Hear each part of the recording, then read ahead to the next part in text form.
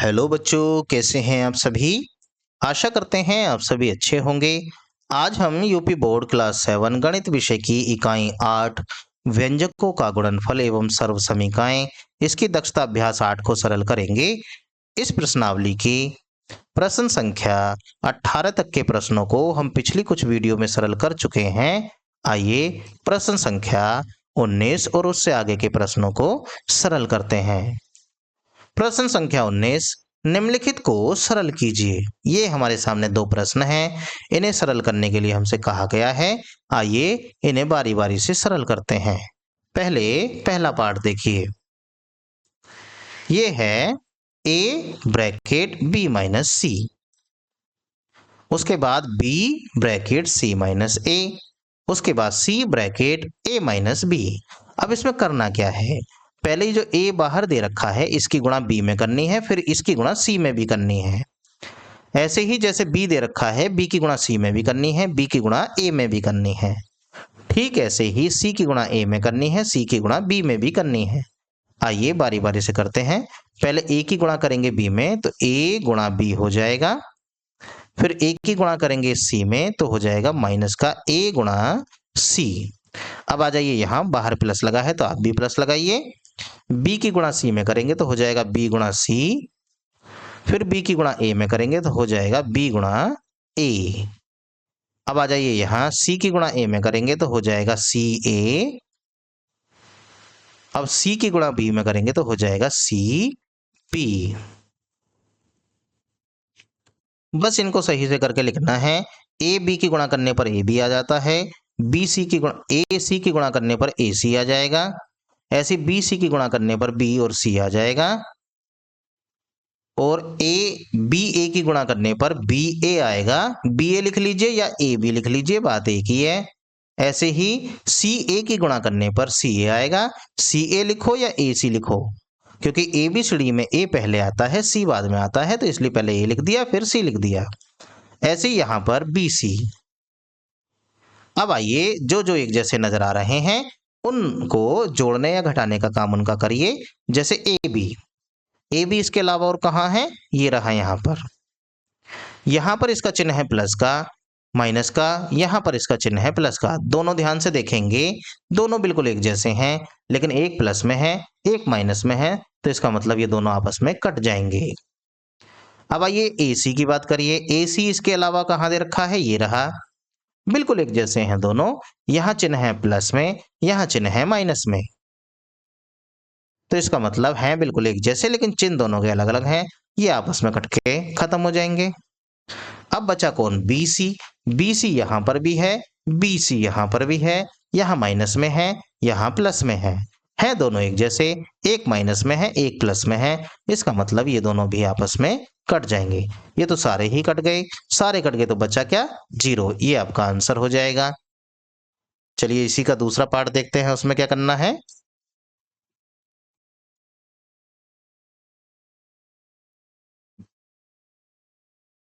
x bracket 2y minus 3z, फिर है plus y bracket 3z minus के 2x, फिर है plus 3z bracket x minus y। ये भी इसी तरीके का प्रश्न है।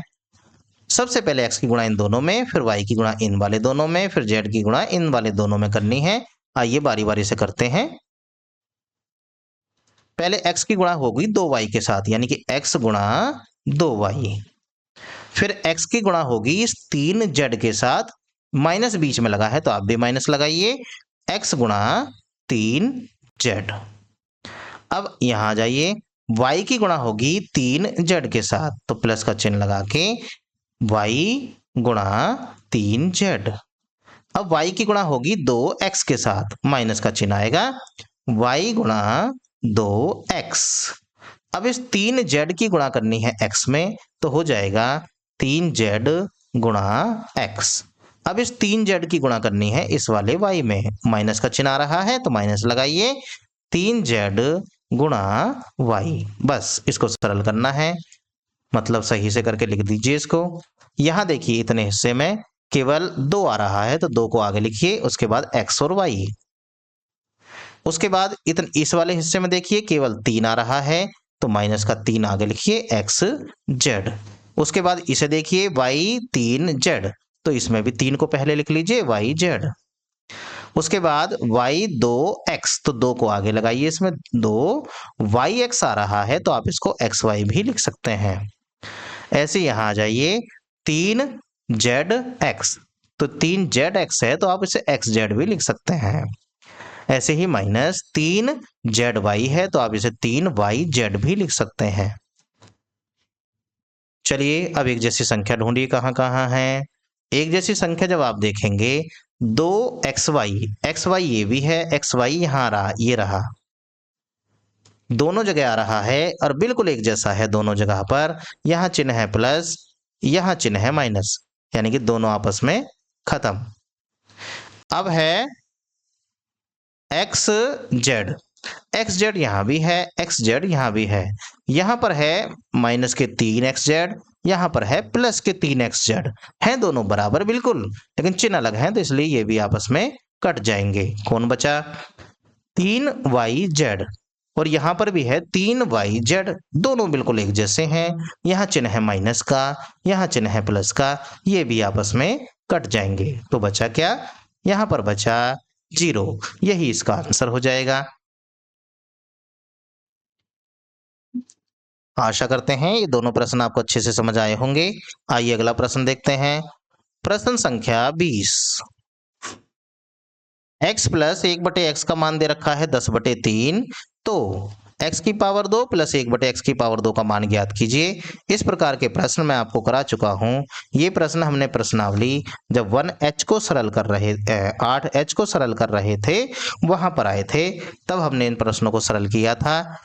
अब देखिए यहां पर मैंने आपको एक सूत्र बनाना सिखाया था, उसमें होता है अगर आपको कहीं पर भी x प्लस 1/x दे रखा हो, पावर में हो 2, तो आप लिख सकते हैं x की पावर 3 प्लस 2 प्लस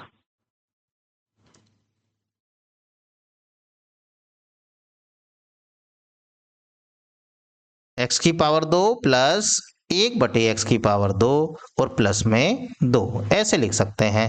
हम इस वाले सूत्र का ही इस्तेमाल यहाँ करने वाले हैं। हमें क्या दिया गया है? x प्लस 1/x दिया गया है, इसका मान है 10/3। ध्यान रखेंगे इसे नंबर 1 कह के छोड़ दीजिए। जहां पर भी आपको x प्लस 1/x नजर आए उसकी जगह पर 10/3 आपको रख लेना है। चलिए अब चूंकि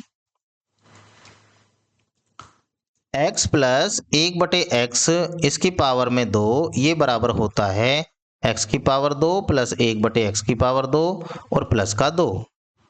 तो x प्लस 1/x तो ये रहा, देखिए इसकी जगह पर क्या रख देना है? 10/3, और पावर में कितनी चढ़ा देंगे? 2 बराबर। इधर कौन है? इधर है x की पावर 2 प्लस 1/x की पावर 2 और ये प्लस में 2 पीछे की तरफ।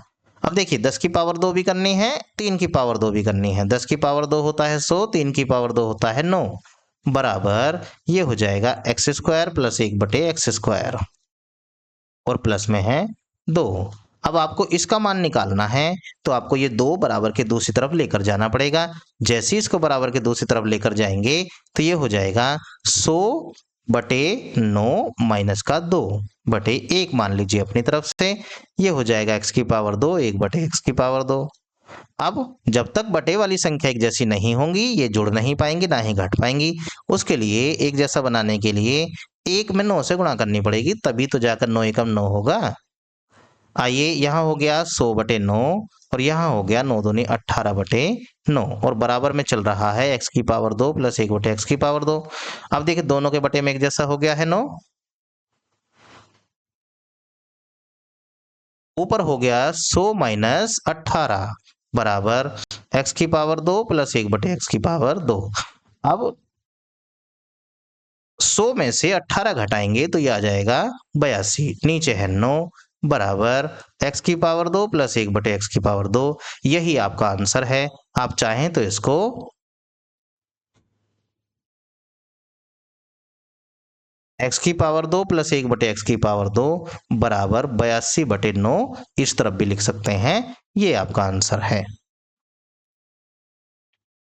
अगर आपको ये फॉर्मूला याद नहीं है, आप इस फॉर्मूले से नहीं करना चाहते, तो आप इसको दोनों पक्षों का वर्ग करके कर सकते हैं, जैसे मैंने आपको अभ्यास 8H में कराया था। आइए अगला देखें, उसमें क्या करना है। x माइनस 1/x बराबर दे रखा है 3/2 और x की पावर 2 प्लस 1/x की पावर 2 का मान निकालना है।